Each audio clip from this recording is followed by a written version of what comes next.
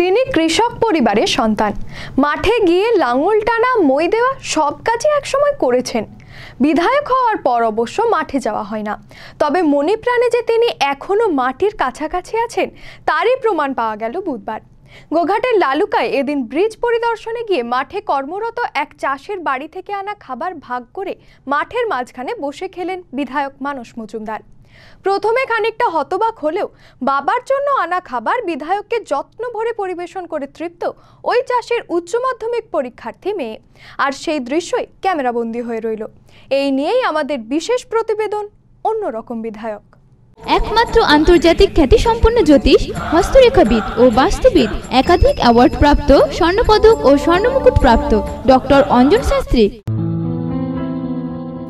লাবণী চিৎকার করে ডাকছে, বাবা ভাত এনেছি।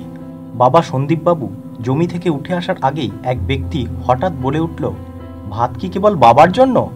ভর দুপুরে আমিও তো একটু খেতে পারি। একথা প্রথমে বিশ্বাস করতে পারেনি উচ্চ মাধ্যমিক পরীক্ষার্থী লাবণী গায়েন। স্বয়ং বিধায়ক মাঠের মাঝখানে জমির আলপথে বসে তার কাছে ভাত খেতে চাইবে। প্রথমে কিছুটা অপ্রস্তুত হলেও বিধায়ককে জমির মাঝখানে বসিয়ে খাবার পরিবেশন করলেন। বাবার খাবার দুভাগ করে দেওয়া হলো। বিধায়কও বেশ তৃপ্তি করে ভাত, ডাল, শাকের তরকারি চেটে পুটে খেলেন। কি ভাবছেন, এটা কোনো সিনেমার দৃশ্য? একদমই নয়। ঘটনাটি কোনো চলচ্চিত্রের দৃশ্য নয়।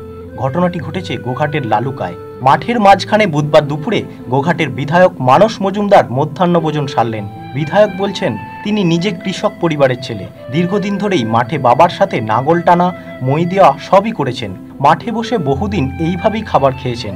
বিধায়ক হওয়ার পর সেভাবে মাঠে তার যাওয়া হয়নি। এদিন একটি ব্রিজ পরিদর্শন করতে মাঠে গিয়েছিলেন তিনি। দুপুরে খিদেও পেয়েছিল। হঠাৎ মনে হলো খাবার ভাগ করে একদিন খেলে সন্দীপবাবুর খুব একটা অসুবিধা বোধহয় হবে না, সেই কারণেই একসাথে খাওয়া।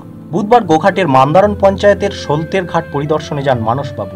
আমোদর নদী এই এলাকার উপর দিয়ে বয়ে গেছে। এই নদীর সঙ্গে পাশাপাশি প্রায় 30টি গ্রাম যুক্ত। সংযোগকারী নদীর ওপর কোনো ব্রিজই নেই। বর্ষাকালে সাঁতারে নদী পার হওয়া অথবা বহু রাস্তা ঘুরে যাতায়াত করতে হয় এলাকার বাসিন্দাদের। মান্দারণ পঞ্চায়েত কিছুদিন আগে বাঁশের ব্রিজ তৈরি করেছে।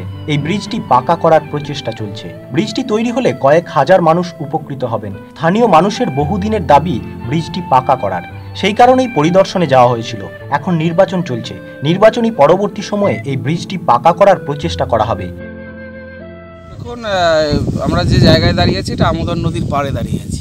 এই জায়গায় বন্যায় টোটাল ডুবে যায় এবং আমাকে মানুষ যেটা অভিযোগ করেছে, বর্ষার সময় খুব খারাপ অবস্থা তৈরি হয়। তারা এক প্রকার সাঁতার কেটে এই নদী পারাপার করে। গত 1.5 বছর আগে আমার নজরে বিষয়টি এসেছিল। তখনই আমি আশ্বাস দিয়েছিলাম যে সেচ দপ্তরের সাথে যোগাযোগ করে যদি এই ব্রিজটি করে দেওয়া যায়। মাথায় রেখে এই একটি বাঁশের সাঁকো আপনারা দেখতে পাচ্ছেন, এটা করে দিয়েছে আমাদের বর্তমান পঞ্চায়েতের প্রধান, উপপ্রধান পঞ্চায়েতের পক্ষ থেকে করে দিয়েছে। কারণ আমি প্রাথমিকভাবে পরিদর্শন করতে এসেছি এবং এই ব্রিজ যদি আমরা করতে পারি, দুদিকের অন্তত 40-50টা গ্রাম উপকৃত হবে। এই ব্রিজটি যাতে খুব তাড়াতাড়ি আমার নির্বাচনের আগে করে দেওয়া, এই বিষয়ে আমি সচেষ্ট হব এবং আজকে আমি এলাকা পরিদর্শন করেছি এবং আমি আশাবাদী মানুষের চাহিদার কথা মাথায় রেখে এই ব্রিজ আগামী দিনে করে দেবে। এই ব্রিজের পরিদর্শন সেরে ফেরার পথে ভর দুপুরে মাঠে চাষিদের সাথে খাওয়া দাওয়া করেন বিধায়ক। উপস্থিত কৃষকরা এই ঘটনায় ভীষণ খুশি।